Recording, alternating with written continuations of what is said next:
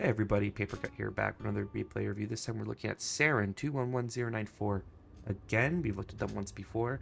They are a Roost player, they are Plat 1, and they're playing against Dazin 219, who is a Abbasid player, Gold 3 on Highview. We want to see what they did, what potentially went wrong. Let's hop right into it. If you're interested in your own replay review, feel free to comment below. Reach out to me on my coaching Discord or on Discord personally. All that information is in the description below. Oh, you missed the sheep there. So anyway, opening in your fight against Abbasid. Abbasid, I feel like you kind of have two options here. I guess you technically have three, but either do a feudal all-in, because you know they're going to go to a TC. So feudal all-in is one option. With your knights, that's a really good option. And you're basically trying to catch them before their second TC pays off. Second, you could do 2 TC yourself very easily, and then you both have 2 TCs, and then you play from there, which will probably be you rushing castle, and then you fight in castle and onward. And then your last option is just straight up fast castle yourself. I'm not a huge fan of that for Roos. I think of all their strategies, that one's kind of the weakest because you have so much going for you in feudal. You have knights in feudal, you have your own... Okay, you dropped off sheep, nice. You have your own, you can get a second TC pretty easily and safely. So rushing castle just often feels like the worst of your options. Already we're seeing a potential issue, which is our scout rotation. So if you do 3 scouts, it's really, really critical that you're getting back sheep for your villagers, especially because all your villagers go on food at the start. So your first scout should do what this one did, which is dive to the corner on one of your opponent's sides. Second one should come out and do short side. Third one should come out and do short side. And the goal is that these are quickly checking sides and dropping off sheep, and then either diving to the opposite corner or checking a side or cleaning up a deer pack. You cannot have villagers sitting here doing nothing. Now they will go and build the landmark, but the larger issue is the villagers that will stay on food are going to run out of food soon. So make sure you're watching that with your scouts and getting those sheep back.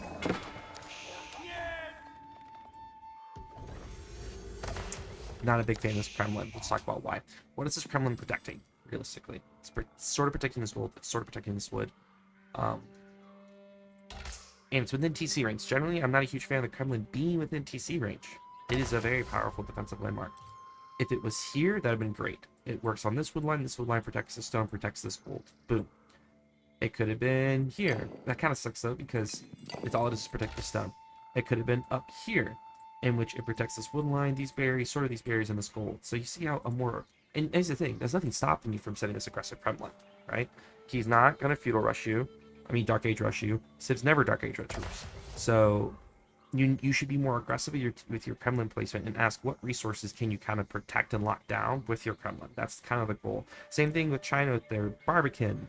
Trying to think if there's any Civ that drops a defensive landmark. Can't think of any off the top of my head, but... That does it regular. Like Malians has one, but they generally don't do it. But the point being is that you want to secure resources with your defensive landmark if you're going to drop it. Kremlin's one of the best, especially if it's wood support that it offers. Getting a lot of bounty. Very nice. Very nice. Got the sheep back. Good. What I really want to see now is one scout take all the sheep and head back. The other scout stays and kills the wolf. Third scout is checking the base, which you're doing right now. I like how you're checking the stone. He is not on stone. So what does this tell you? One, you really need to be... You need to see his... you need to see his House of Wisdom. Because the corner they go is very important. If he went military school, you can almost assume an immediate second TC, because they're going to use those free units to defend the second TC drop. Culture Wing means he's rushing castle. He's rushing castle because he's going to get the upgrade that makes castle cheaper. And you can see he's heavy on gold. So what you could have done here is, if you saw that happen, well, you're already dropping ready for a knight, but a few knights really shut down this fast castle, because he doesn't even have the wood to build a tower. So you should be able to shut down this fast castle pretty quickly. And you're lucky that you didn't go 2 TC, is all I'm saying, because scouting here is very, very important, and you really need to see what wing they go for. We don't know the wings of Abbasid. This goes for anybody. Bottom left corner, military. Back left like this, tall one is culture. Kind of short, stocky one is economic, and the big wide one is trade. Well, you should see that. You should see all the villagers on gold, and you should know, okay, going fast castle, I need to pump units. What's stopping us from pumping units? We don't have enough on wood. We need to be rallying more to wood, so you can continuously drop more production. You're gonna obviously probably want to add archers, because the most likely thing he will make is spears. I see one for second TC. I do not agree with this. If you're gonna do a second TC, you should have done it from the jump. Generally, actually no. Sometimes people will go 2 knights and then go second TC. But if you're gonna do that, you should have already pulled off food the second you're able to make 2 knights. You have overgathered food in that case, because if you're gonna do delayed second TC, the timing of that second TC is very important. Because you have all this extra food you don't need to use now. I mean, you could just spend them on knights, really. I would just rally more knights. And really, I don't like going second TC when you see him rushing castle like this. So his upgrade allows him to do 960 food, 480 gold. He's almost there. And you could have been attacking him already. You actually came all the way over here, when you could have easily ran in and popped him off gold and stopped this castle. Like when you saw the gold exposed like this and he's rushing castle, your knight should have beelined to this spot, and you would have knocked his villagers off, and he probably would have just been under the gold amount. And here's another thing why doing this sort of like feudal all-in on his fast castle is good. It's good because he has nothing stopping his gold and protecting his gold. So he rushes castle, he gets out like camel lancers. Here's the thing, he can't make very many. All he has is 7 sheep. If you push him off gold, he'll have no gold. So if you just started making units and just surrounded his base, he would run out of resources and die. Like, this was an extremely greedy fast castle that you should have taken advantage of, but you're going on stone, you didn't commit to more units. Like, you had this opportunity to shut down this fast castle and you didn't. You had the information and you didn't react in a way that I think is the best way for you to react. So now he's off gold. You basically just need to stay here. Where are we going? This is something I see a lot of players do at this level, which is, I've done my damage, I'm gonna run away. Why? His TC, like, you can click on the TC and see the range. Just burn this house down. He's at 30 population. You burn the house down, he has to build another house, which is another 50 wood, and you're making him waste wood. All I'm saying is, you have him cornered here. All you need to do is put a scout here, and just burn these houses down, and just keep adding units, and he dies. But you're giving him space now. I don't know why you're giving him space. Where are you going?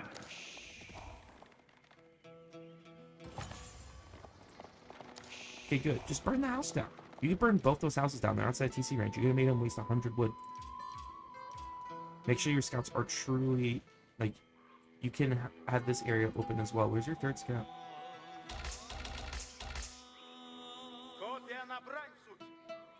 Get 2 scouts together. No, 1 scout should be sitting right here. If he gets out, it's gonna feel really bad.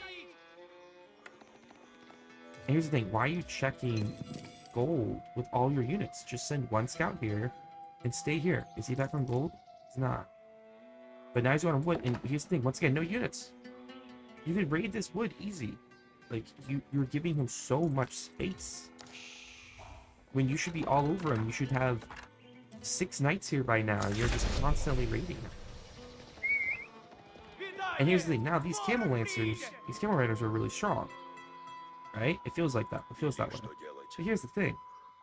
If you had been making knights from the jump, and you had added in spears, because the thing he's going to obviously make is going to be cavalry, these die easy. Easy. They die super easy.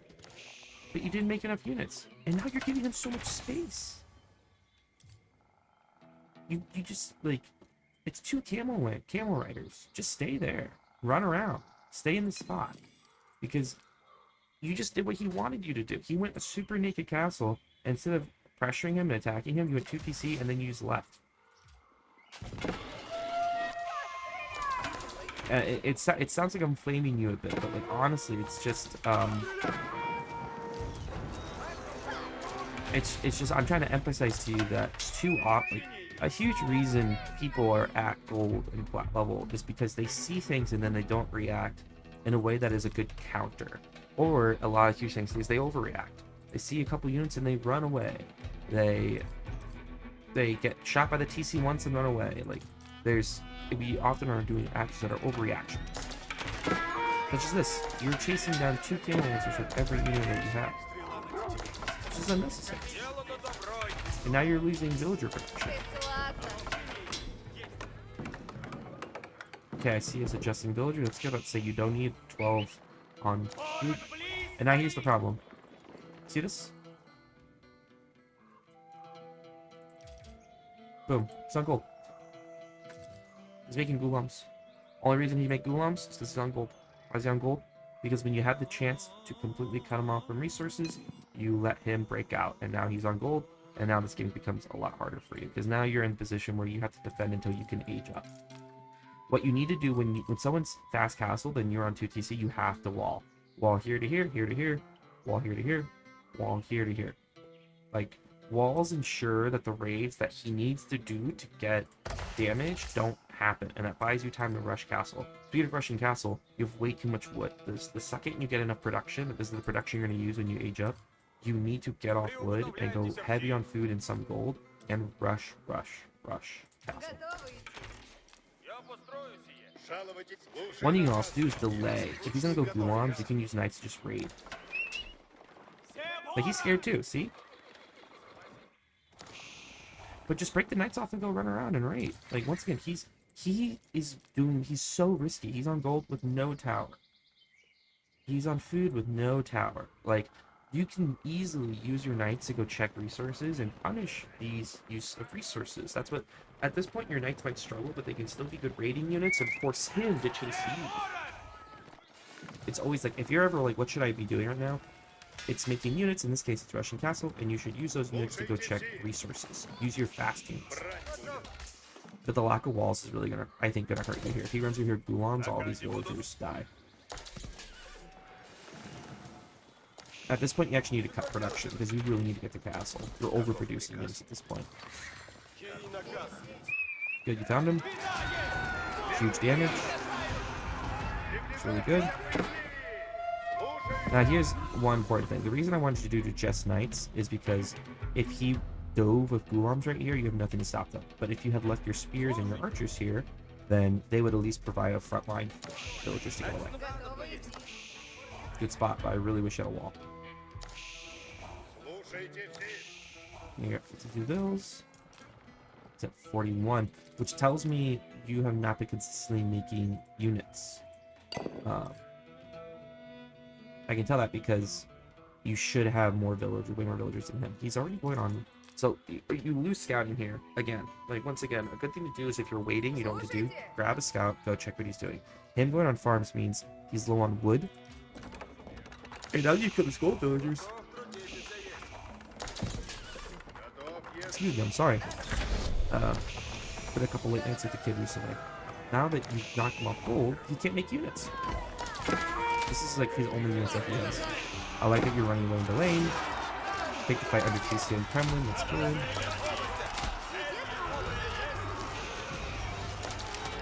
Can you talk gremlins? I'd instantly call your gremlins. You have 7 tickets, and there'll be castle gremlins, which are really good too. 2, you want to actually rally these units that are coming out away from the fight. So I would rally like the crossbows here, and the goal is as you rally them out, you're taking on smaller groups of gulams, because this dive has to be good for him.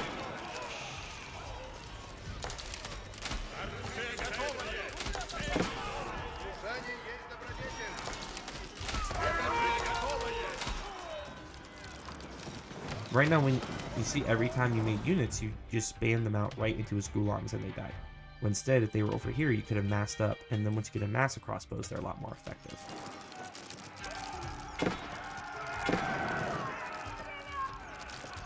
But this raid by him was super effective.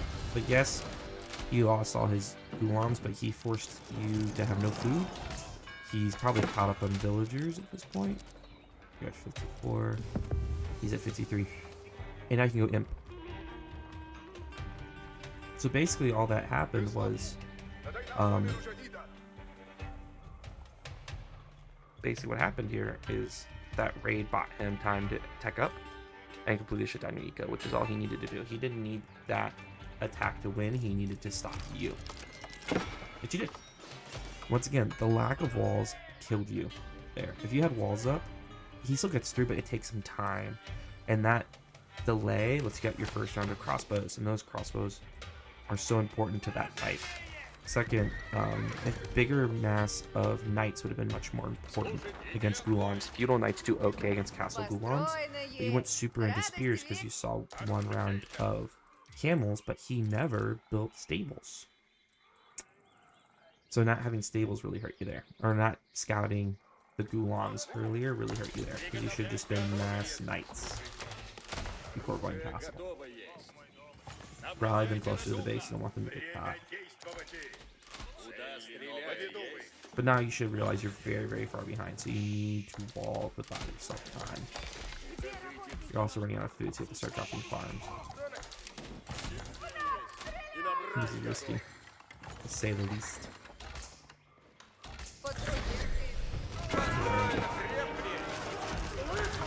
Which made sense. Maybe the resources went out. Here's the thing. You need so many crossbows to fight a mass like this, and you need a front line. Alright, that's game. So let's talk about what went wrong there. The biggest things that went wrong is you had a huge opening. That fast castle was so naked. It was... sorry.